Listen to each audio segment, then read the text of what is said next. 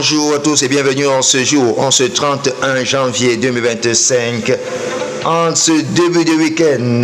Et bon début de week-end à tous et à tous ceux ou celles qui sont connectés sur le sommaire et l'actualité sur Patrick Info News.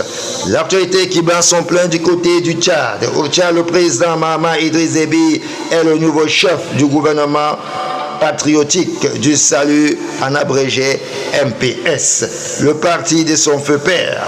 Le 13e congrès du mouvement patriotique du salut MPS, tenu ce mercredi au palais du 15 janvier, a consacré Mahamat Idriss Déby comme président national du parti au pouvoir jusqu'à président d'honneur. Voilà qui est fait. Le fils qui devient le successeur de son père sur le parti politique au pouvoir. L'actualité qui bat son plein du côté du Cameroun. Présidentielle 2025, en vue de l'élection présidentielle 2025 au Cameroun, Maurice Kamto, leader du mouvement Dieu pour la renaissance du Cameroun, en abrégé MRSC, a annoncé ce jeudi 30 janvier une levée de fonds de 6 milliards de francs CFA pour financer sa campagne. Face à la presse jeudi à Yaoundé, Maurice Kamto, président du mouvement pour la renaissance du Cameroun, a annoncé lancer une opération de levée de fonds pour financer la campagne électorale.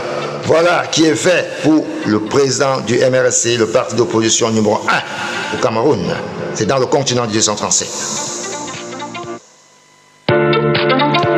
L'actualité qui bat son plein du côté de la RDC, la France a appelé ce jeudi au retrait immédiat des forces rwandaises et de la République démocratique du Congo, ainsi qu'au dégagement du groupe armé M23 des territoires qu'il occupe.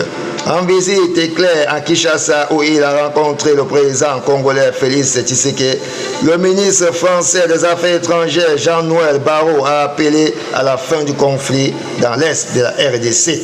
À Paris, le porte-parole du ministre français des Affaires étrangères Christophe Lemoine a indiqué que la souveraineté et l'intégrité territoriale de la RDC ne sont pas négociables.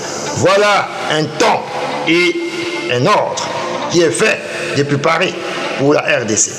Allez lire dans le détail sur Patrick Info News et l'actualité au cœur du monde.